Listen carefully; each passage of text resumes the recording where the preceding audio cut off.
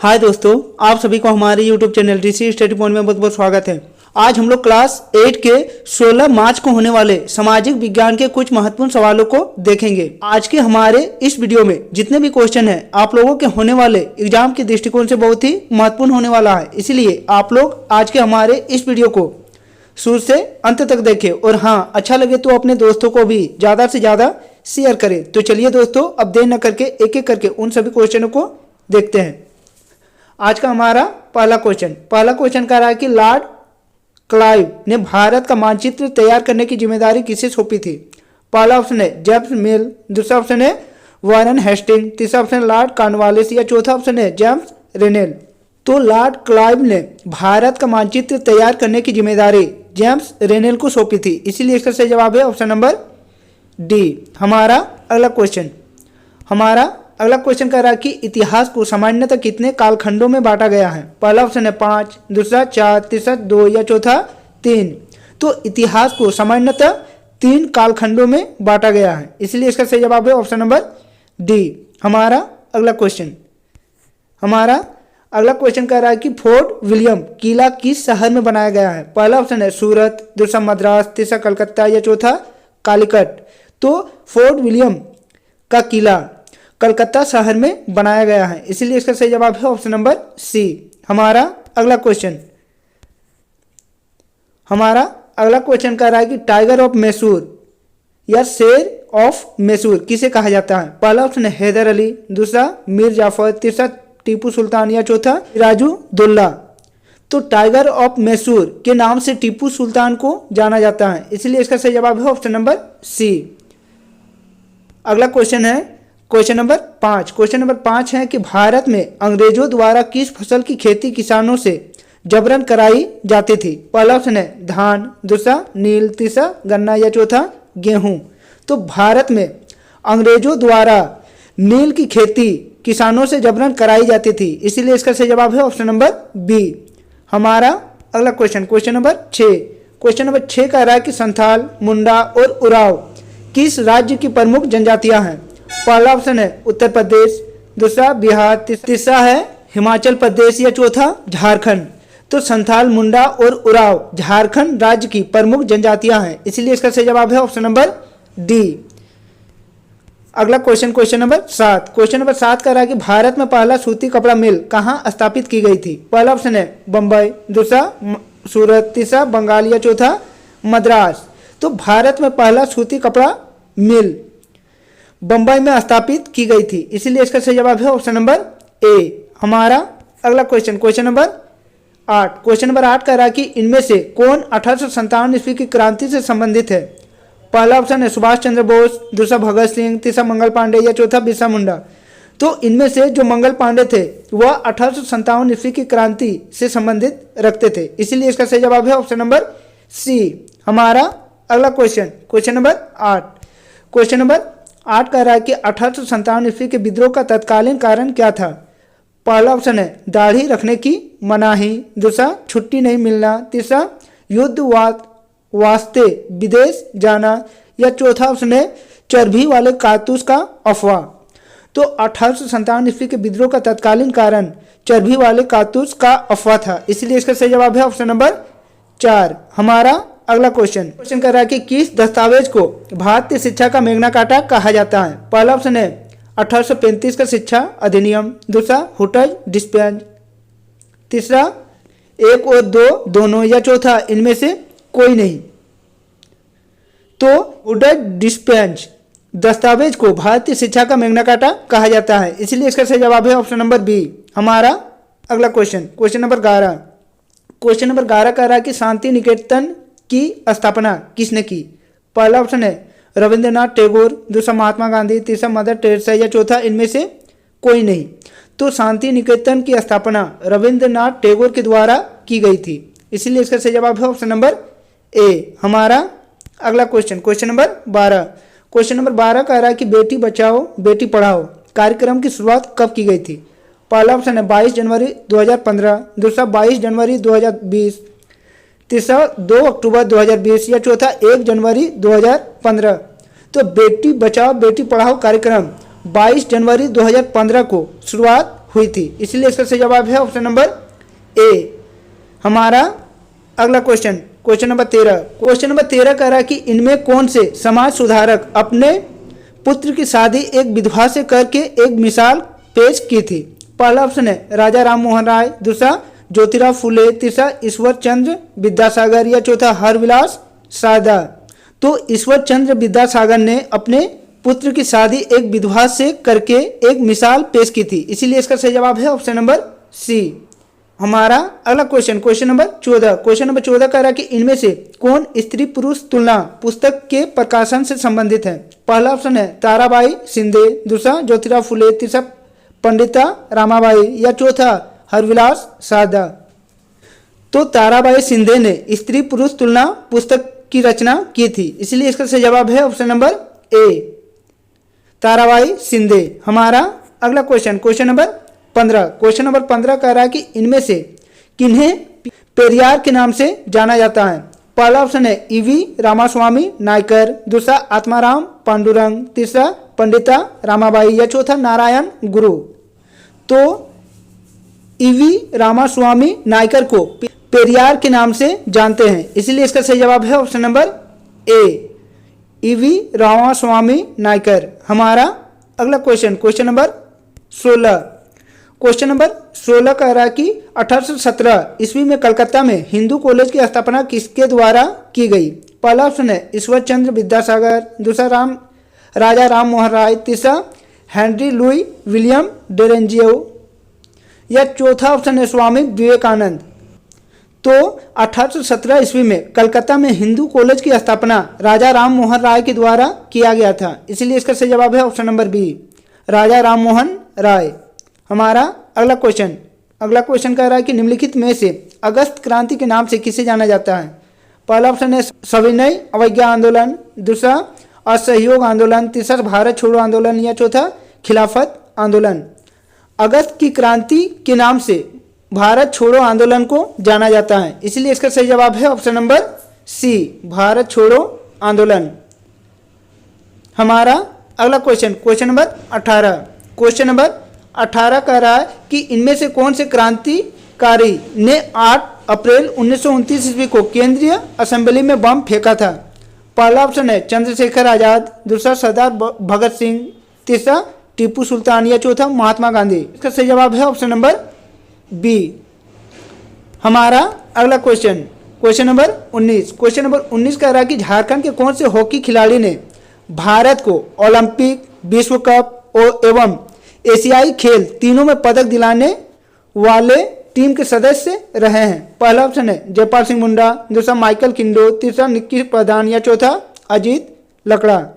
तो झारखंड के माइकल किंडो जो हॉकी खिलाड़ी थे वह भारत को ओलंपिक, विश्व कप और एशियाई खेल तीनों में पदक दिलाने वाले टीम के सदस्य थे।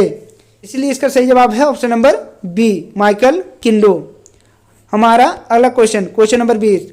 क्वेश्चन नंबर 20 कह रहा है कि पवन चक्की किस प्रकार के संसाधन का उदाहरण है? पहला ऑप्शन है अनवीकरणीय संसाधन, दूसरा नवीकरणीय संसाधन, तीसरा मानव निर्मित संसाधन या चौथा संभाव्य संसाधन। तो पवन चक्की एक नवीकरणीय संसाधन का उदाहरण है। इसलिए इसका सही जवाब है ऑप्शन नंबर बी, नवीकरणीय संसाधन। हमारा अगला question, question number 21। Question number 21 कह रहा है कि भारत के अंतरिक्ष एजेंसी यानी इसरो द्वारा अभी हाल ही में कौन सा मिशन चंद्रमा पर सफलतापूर्वक भेजा गया? पहला ऑप्शन है चंद्रयान 2, दूसरा ऑप्शन है अग्नि 2, तीसरा ऑप्शन है चंद्रयान 3 या चौथा ऑप्शन है आदित्य। तो भारत के अंतरिक्ष एजेंसी इसरो द्वारा हाल ही में चंद्रयान 3 को चंद्रमा पर सफलतापूर्वक भेजा गया। इसीलिए इसका सही जवाब है ऑप्शन नंबर सी, चंद्रयान 3। हमारा अगला क्वेश्चन कह रहा है कि चंद्रमा के दक्षिण ध्रुव पर पहुंचने वाला पहला देश कौन था? पहला ऑप्शन है अमेरिका, दूसरा चीन, तीसरा भारत या चौथा रूस। तो चंद्रमा के दक्षिणी ध्रुव पर पहुंचने वाला पहला देश भारत है। इसलिए इसका सही जवाब है option number C, Bharat. Question number 23 कह रहा है कि इनमें से कौन मृदा के निम्नीकरण में सहायक है? पहला ऑप्शन है वनोन्मूलन, दूसरा रासायनिक उर्वरकों का अत्यधिक प्रयोग, तीसरा अतिचारण या चौथा इनमें से सभी। इसलिए इसका सही जवाब है ऑप्शन नंबर डी, इनमें से सभी। हमारा अगला क्वेश्चन नंबर 24। क्वेश्चन नंबर 24 कह रहा है कि पृथ्वी पर उपलब्ध कुल जल का कितना प्रतिशत पीने योग्य है। पहला ऑप्शन है 30%, दूसरा 15%, तीसरा 2.7% या चौथा इनमें से कोई नहीं। तो पृथ्वी पर उपलब्ध कुल जल का 2.7% पानी ही पीने योग्य है, इसलिए इसका सही जवाब है ऑप्शन नंबर सी, 2.7%। हमारा अगला क्वेश्चन कह रहा है कि प्रधानमंत्री कौशल विकास योजना किससे संबंधित है। पहला ऑप्शन बच्चों की पढ़ाई से, दूसरा सैनिकों से, तीसरा युवाओं के कौशल विकास से या चौथा उपरोक्त सभी। तो प्रधानमंत्री कौशल विकास योजना युवाओं के कौशल विकास से संबंधित है, इसीलिए इसका सही जवाब है ऑप्शन नंबर सी। हमारा अगला क्वेश्चन कह रहा है कि विश्व में सबसे अधिक कोयला का उत्पादन किस देश द्वारा किया जाता है। पहला ऑप्शन है भारत, दूसरा चीन, तीसरा रूस या चौथा अमेरिका। तो विश्व में सबसे अधिक कोयला का उत्पादन चीन में होती है, इसीलिए इसका सही जवाब है ऑप्शन नंबर बी। हमारा अगला क्वेश्चन नंबर 27 कह रहा है कि इनमें से कौन से फसल को सफ़ेद सोना कहा जाता है। पहला ऑप्शन है जूट, दूसरा पटसन, तीसरा कपास या चौथा चावल। तो जो कपास की फसल है उसे सफ़ेद सोना कहा जाता है, इसलिए इसका सही जवाब है ऑप्शन नंबर सी। हमारा अगला क्वेश्चन नंबर 28 कह रहा है कि एपीकल्चर किस चीज़ से संबंधित है। पहला ऑप्शन है अंगूर उत्पादन, दूसरा रेशम उत्पादन, तीसरा मधुमक्खी पालन या चौथा फूलों की खेती। तो एपीकल्चर मधुमक्खी पालन से संबंधित है, इसलिए इसका सही जवाब है ऑप्शन नंबर सी, मधुमक्खी पालन। हमारा अगला क्वेश्चन नंबर 29 कह रहा है कि इनमें से कौन सा देश मसाले उत्पादन में प्रमुख है। पहला ऑप्शन है भारत, दूसरा चीन, तीसरा श्रीलंका या चौथा थाईलैंड। तो भारत देश मसाले उत्पादन करने में प्रमुख है, इसीलिए इसका सही जवाब है ऑप्शन नंबर ए, भारत। हमारा अगला क्वेश्चन नंबर 30 कह रहा है कि निम्नलिखित में से कौन खनिज आधारित उद्योग है। पहला ऑप्शन है सूती वस्त्र, दूसरा ऑप्शन है लोहा इस्पात, तीसरा रेशम या चौथा कागज। तो इनमें से जो लोहा इस्पात उद्योग है वह खनिज आधारित उद्योग का एक उदाहरण है, इसीलिए इसका सही जवाब है ऑप्शन नंबर बी, लोहा इस्पात। हमारा अगला क्वेश्चन नंबर 31 कह रहा है कि भारत का पीटर्सबर्ग किस शहर को कहा जाता है। पहला ऑप्शन है बोकारो, दूसरा धनबाद, तीसरा राउरकेला या चौथा जमशेदपुर। तो भारत का पीटर्सबर्ग जमशेदपुर शहर को कहा जाता है, इसलिए इसका सही जवाब है ऑप्शन नंबर डी, जमशेदपुर। हमारा अगला क्वेश्चन नंबर 32 कह रहा है कि झारखंड का कौन सा स्थान उर्वरक उद्योग के लिए प्रसिद्ध है। पहला ऑप्शन है हटिया, दूसरा गोमिया, तीसरा घाटशिला या चौथा सिंदरी। तो झारखंड का सिंदरी शहर उर्वरक उद्योग के लिए प्रसिद्ध है, इसलिए इसका सही जवाब है ऑप्शन नंबर डी, सिंदरी। हमारा अगला क्वेश्चन नंबर 33 कह रहा है कि इनमें से जनसंख्या परिवर्तन का कारण है। पहला ऑप्शन है जन्म दर, दूसरा मृत्यु दर, तीसरा प्रवास या चौथा इनमें से सभी। इसका सही जवाब है ऑप्शन नंबर डी, सभी। हमारा अगला क्वेश्चन नंबर 34 कह रहा है कि आज़ादी के बाद भारत ने किस तरह की शासन पद्धति को अपनाया। पहला ऑप्शन है राजतंत्रात्मक शासन पद्धति, दूसरा संसदीय शासन, तीसरा ऑप्शन है अध्यक्षीय शासन पद्धति या चौथा ऑप्शन है उपरोक्त सभी। तो आज़ादी के बाद भारत ने संसदीय शासन प्रणाली को अपनाया है, इसीलिए इसका सही जवाब है ऑप्शन नंबर बी। हमारा अगला क्वेश्चन नंबर 35 कह रहा है कि भारतीय संविधान द्वारा अपने नागरिकों को कितने तरह का मौलिक अधिकार प्रदान किया गया है। पहला ऑप्शन है 5, दूसरा 10, तीसरा 6 या चौथा 4। तो भारतीय संविधान द्वारा अपने नागरिकों को कुल 6 मौलिक अधिकार प्रदान किया गया है, इसीलिए इसका सही जवाब है ऑप्शन नंबर सी, 6। हमारा अगला क्वेश्चन नंबर 36 कह रहा है कि भारतीय संविधान धर्म को लेकर कैसा है। पहला ऑप्शन है धर्मनिरपेक्ष, दूसरा किसी एक धर्म के प्रति कट्टर, तीसरा है यहाँ सिर्फ हिंदू धर्म के लोग रह सकते हैं या चौथा ऑप्शन है इनमें से कोई नहीं। तो भारतीय संविधान धर्म को लेकर धर्मनिरपेक्ष है, इसीलिए इसका सही जवाब है ऑप्शन नंबर ए, धर्मनिरपेक्ष। यानी किसी धर्म को एक विशेष प्रकार की मान्यता नहीं प्रदान की गई है। हमारा अगला क्वेश्चन नंबर 37। क्वेश्चन नंबर 37 कह रहा है कि भारत की प्रथम महिला प्रधानमंत्री कौन थी? पहला ऑप्शन है सरोजिनी नायडू, दूसरा प्रतिभा देवी सिंह पाटिल, तीसरा सोनिया गांधी या चौथा इंदिरा गांधी। तो भारत की प्रथम महिला प्रधानमंत्री इंदिरा गांधी थी, इसीलिए इसका सही जवाब है option number D, Indira Gandhi. हमारा अगला क्वेश्चन नंबर 38। क्वेश्चन नंबर 38 कह रहा है कि सरकार को जन सुविधाओं के लिए पैसा कहाँ से आता है? पहला ऑप्शन है कर से, दूसरा खेती से, तीसरा पुलिस से या चौथा इनमें से कोई नहीं। तो सरकार को जन सुविधाओं के लिए पैसा कर से आता है, इसीलिए इसका सही जवाब है ऑप्शन नंबर ए, कर। हमारा अगला क्वेश्चन कह रहा है कि इनमें से कौन भारतीय संसद तीनों अंगों से संबंधित है? तो इस सवाल का सही जवाब होगा option number C, Lok Sabha, Rajya Sabha तथा राष्ट्रपति। हमारा अगला क्वेश्चन कह रहा है कि केंद्र में सरकार बनाने के लिए किसी भी दल के पास कम से कम लोकसभा के कितने सांसद का समर्थन चाहिए? पहला ऑप्शन है 545, दूसरा 545, तीसरा 272 या चौथा 271। तो केंद्र में सरकार बनाने के लिए किसी भी दल को कम से कम 272 संसद का समर्थन होना चाहिए, इसीलिए इसका सही जवाब है ऑप्शन नंबर सी, 272। हमारा अगला क्वेश्चन नंबर 41। क्वेश्चन नंबर 41 कह रहा है कि किसको भारतीय संसद का उच्च सदन कहा जाता है? पहला ऑप्शन है लोकसभा, दूसरा राज्यसभा, तीसरा राष्ट्रपति या चौथा इनमें से कोई नहीं। तो राज्यसभा को भारतीय संसद का उच्च सदन कहा जाता है और लोकसभा को निम्न सदन, इसीलिए इसका सही जवाब है ऑप्शन नंबर बी, राज्यसभा। हमारा अगला क्वेश्चन नंबर 42।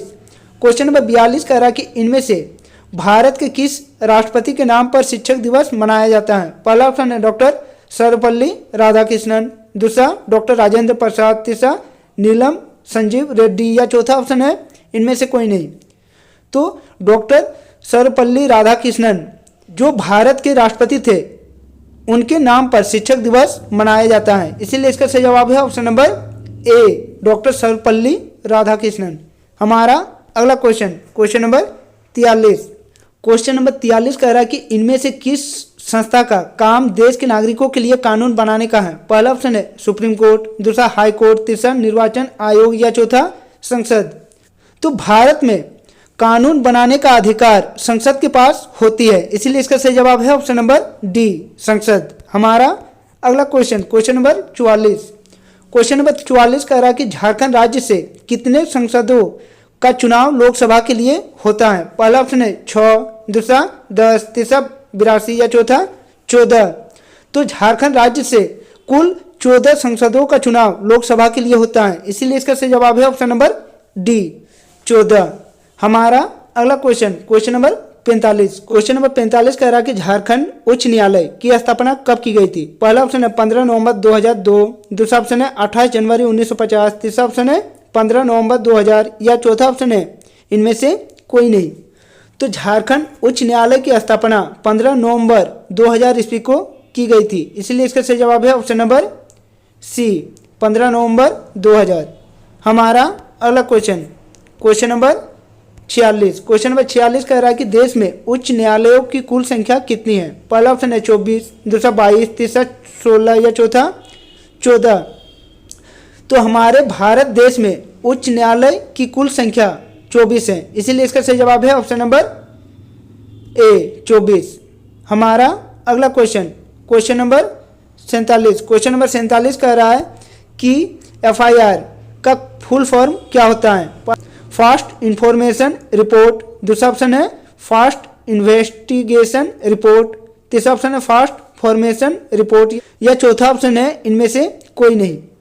FIR का full form fast information report होती है, इसीलिए इसका सही जवाब है ऑप्शन नंबर ए, फास्ट इंफॉर्मेशन रिपोर्ट। हमारा अगला क्वेश्चन नंबर 48। क्वेश्चन नंबर 48 कह रहा है कि वैसे समुदाय जो गरीब अशिक्षित के कारण विकास में पीछे छूट जाते हैं। ऐसे समुदाय के लिए कौन सा शब्द प्रयुक्त किया जाता है? पहला ऑप्शन है समाजीकरण, दूसरा हाशियाकरण, तीसरा अस्पृश्यता या चौथा ऑप्शन है इनमें से कोई नहीं। तो वैसे समुदाय जो गरीबी अशिक्षा के कारण विकास में पीछे छूट जाते हैं, ऐसे समुदायों को हाशियाकरण कहा जाता है। इसीलिए इसका सही जवाब है ऑप्शन नंबर बी, हाशियाकरण। हमारा अगला क्वेश्चन नंबर 49। क्वेश्चन नंबर 49 कह रहा है कि झारखंड में कितना प्रतिशत आबादी अनुसूचित जनजातियों की है? पहला ऑप्शन है 25%, दूसरा 26%, तीसरा 8% या चौथा 32%। तो झारखंड में 26% आबादी अनुसूचित जनजातियों की है। इसीलिए इसका सही जवाब है ऑप्शन नंबर बी, 26%। हमारा अगला क्वेश्चन और हमारे सेट का आखिरी क्वेश्चन। अगला क्वेश्चन कह रहा है कि सरकार द्वारा बालिकाओं की समृद्धि से संबंधित योजना कौन सी है? पहला ऑप्शन है प्रधानमंत्री उज्ज्वला योजना, दूसरा ऑप्शन है सुकन्या समृद्धि योजना, तीसरा ऑप्शन है प्रधानमंत्री जीवन ज्योति योजना या चौथा ऑप्शन है प्रधानमंत्री सुरक्षा बीमा योजना।